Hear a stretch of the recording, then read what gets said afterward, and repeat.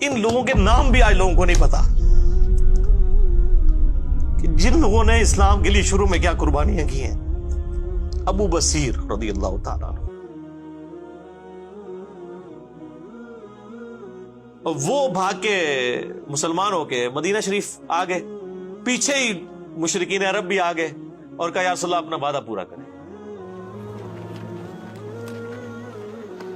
أبو بصير فررت من مكة. خذني إلى رسول الله يا عمر، فوالله لا أرجع إلى المشركين فيفتنونني في ديني. ولكنك علمت أن العهد بيننا وبينهم أن نرد من يأتينا منهم بغير إذن وليه. خذني إلى رسول الله يا قد خرج هذا بغير إذن وليه.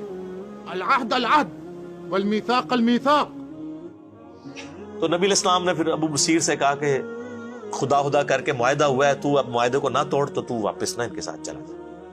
تو نبی علیہ السلام نے ان کو واپس بھیج دیا. وأن الله جاعل لك ولمن معك من المستضعفين فرجا ومخرجا.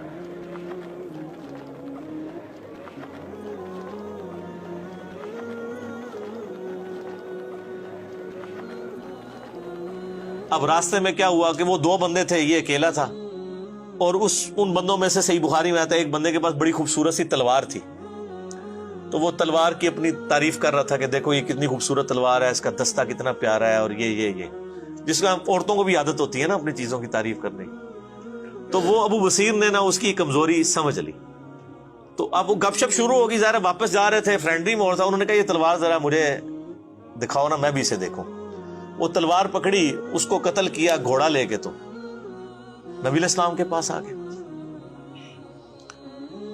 نبی علیہ السلام نے فرمایا کہ میں تو اپنے وعدے کا پابند ہوں، تو تم ادھر سے چلے جاؤ. اس نے کہا یا رسول اللہ علیہ وسلم آپ جس چیز کے پابند تھے وہ آپ نے کر دیا، ٹھیک ہے میں مدینے میں نہیں رہتا، لیکن میں اب اس چیز کا بھی پابند کوئی نہیں کہ میں مکے میں واپس جاؤں، کیونکہ آپ نے تو مجھے واپس کر دیا تھا، یہ تو میں آیا ہوں نا واپس، تو مجھے آپ اجازت دیں. آپ فرمایا تم بس مدینے میں نہیں، جدھر مرضی جا کے رہو، اللہ تعالیٰ کوئی نہ کوئی راہ تمہارے لیے نکال دے گا.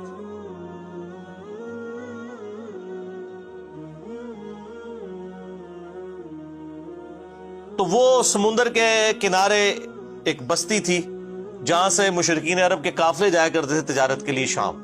وہاں انہوں نے پڑاؤ ڈال لیا اکیلے بندے نے، اور منزل انہوں نے عمر سیریز میں فلمایا ہے.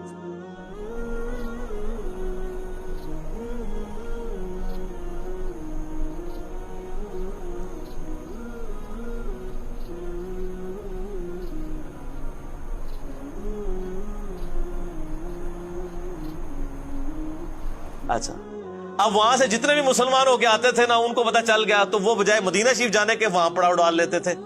ادھر کافی سارے مسلمان کٹھے ہو گئے. انہوں نے کہا اب ہم کافی زیادہ ہو گئے ہیں، تو ایسی دی تیسی قریش مکہ کی، انہوں نے ہمارا مال لوٹا ہے نا، اب ان کا کوئی قافلہ سلامت نہیں یہاں سے جایا کرے گا. تو انہوں نے کیا کیا، وہ قافلہ ان کا تجارت کا جب گزر رہا تھا، انہوں نے پکڑ کے لوٹ لیا سارا مال ان کا، اور ان کو واپس بھیج دیا، اور کہا جی ادھر جا کے خبر دے دو کہ آندھا کے بعد بھوکے مرو گے تم، اب تمہارا کوئی قافلہ ادھر محفوظ نہیں ہے. وہاں پھر انہوں نے میٹنگ کی آپس میں کہ یار کیا کریں، یا تو ہم کوئی لشکر کشی کریں ان کے اوپر، لیکن لشکر کشی کیسے کریں، وہ تو خانہ بدوش تھے، کبھی کہیں پڑاؤ ڈالتے تھے کبھی کہیں پڑاؤ ڈالتے تھے. تو الٹیمیٹلی یہی ڈیسائیڈ ہوا، سہیل ابن عمر کو بلایا گیا کہ تو بڑا سیاڑا مرد ہے نا، تو مہربانی کر جا کے نبی علیہ السلام کو ریکویسٹ کر کے یہ شرط ختم کر دیں، اور جو لوگ مسلمان ہو رہے ہیں نا، اللہ کا واسطہ جو انہوں کو اپنے کول ہی رکھو، ساڈے تو جان چھڑاؤ، کم از کم آپ کے پاس رہیں گے، کم از کم ہمارے قافلے تو نہیں لوٹیں گے نا، کسی چیز کے پابند تو ہوں گے. پھر وہ واپس آئے اور انہوں نے آ کے ریکویسٹ کی، اور نبی علیہ السلام کی شرافت تھی، آپ نے قبول کر لی. آپ فرمایا چلو ٹھیک ہے. پھر ان کی یہ جان چھوٹی.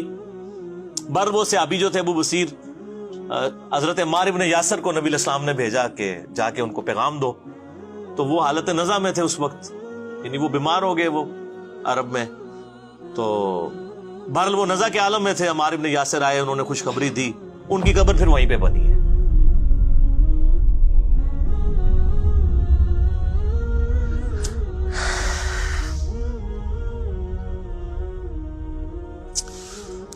ان لوگوں کے نام بھی آج لوگوں کو نہیں پتا کہ جن لوگوں نے اسلام کے لیے شروع میں کیا قربانیاں کی ہیں. ابو بصیر رضی اللہ تعالیٰ عنہ. دروشی پڑھیں. اللهم صل على محمد وعلى آل محمد صلی اللہ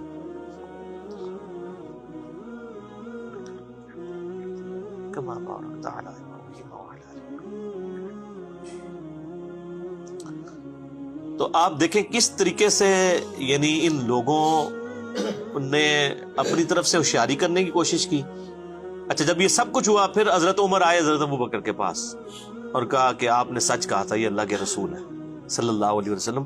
یعنی میرا وہ ویژن نہیں تھا کہ ہم دب کے صلح کر رہے ہیں اور یہ صلح جو ہے وہ مسلمانوں کے لیے فتح کی نوید ثابت ہونی ہے. الله أعلم ورسوله. قد كنت والله أرشد مني رأيا حين قلت يا أبا بكر نلزم غرز رسول الله فإنه يرى بوحي الله ما لا نرى، وأنا قد أخذني الغضب وعارض أمر رسول الله. ويل لعمر كيف يمحو ذنبه. هون عليك، ما عرف